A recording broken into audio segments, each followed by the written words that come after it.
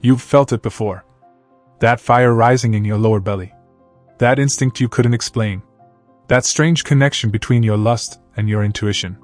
Late at night, when you've wasted yourself. You've also felt it fade. That dullness in your mind. The disconnection from yourself. The numbness in your dreams. No one told you the truth. That what you do with your sexual energy shapes the clarity of your inner vision. You were taught to chase pleasure, to release, to consume, again and again. But no one taught you to hold, to transmute, to rise. This is not a new age trend. This is ancient power.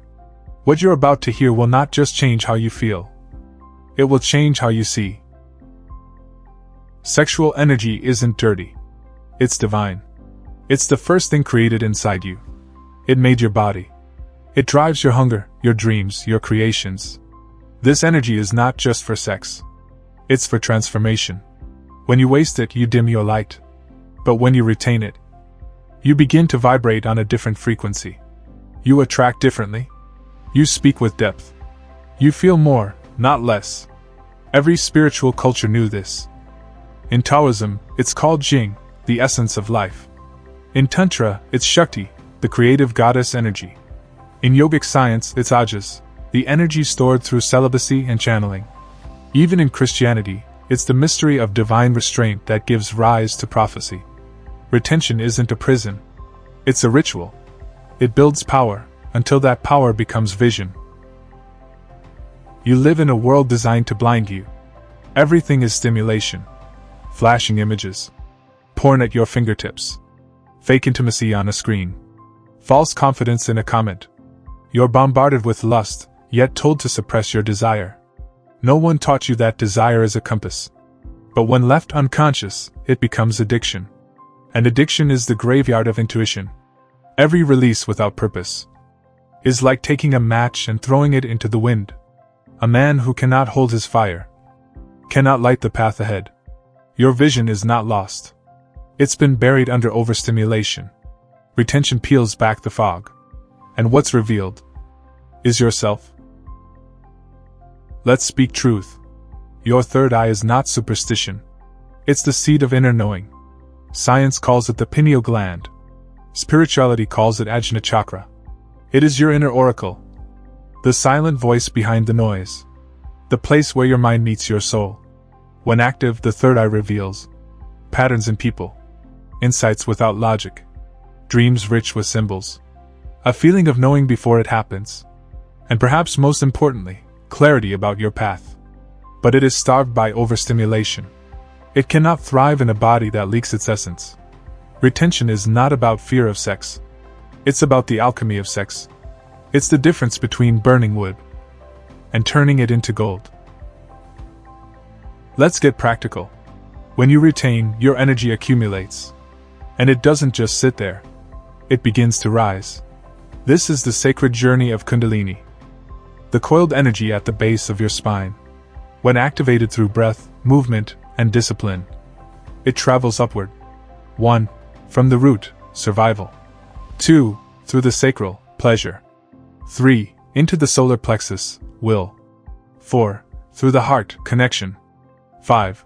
Up the throat, truth. 6. And finally, to the third eye, vision. This is how you become aligned. This is why you start seeing the world differently.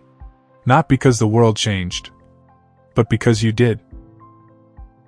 Let's break a pattern. Every time you relapse, you don't just lose energy. You lose presence. You stop noticing. Your instincts dull. Your voice trembles. You hesitate instead of act. And you fall into the cycle. Urge. Indulgence. Regret. Fog. Repeat. The mind justifies. The body betrays.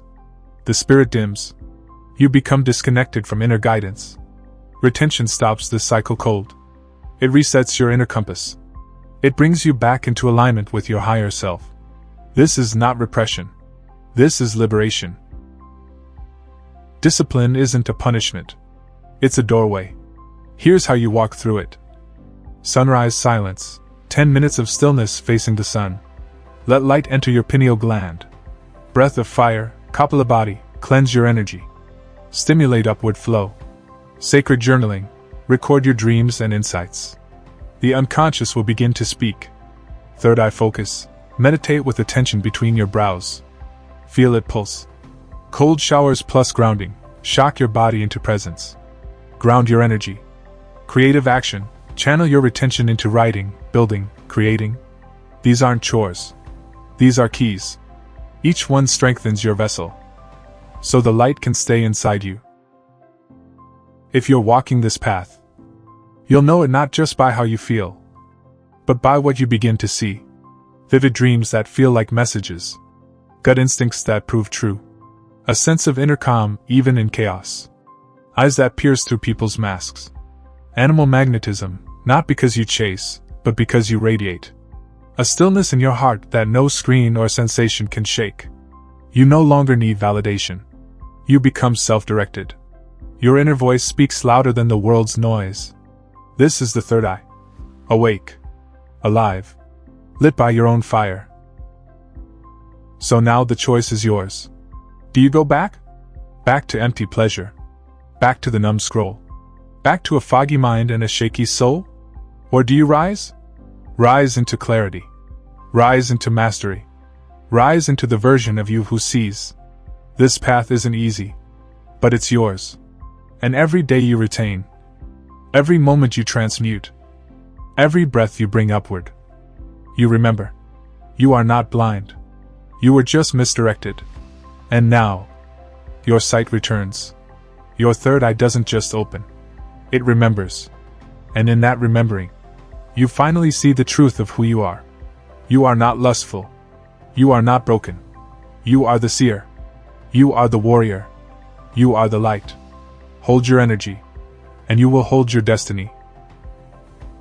And now, you sit here in silence. Still. Awake. Burning with a fire you used to fear. You didn't come this far just to be disciplined. You came to remember who you are. A man who holds his seed is not weak. He is dangerous. Because he is no longer a slave to the world's seductions. He walks differently. Speaks less. Feels more. Your energy is not just sexual, it's spiritual capital. It is what the world tried to steal from you. Through distraction. Through shame. Through your own self-forgetting.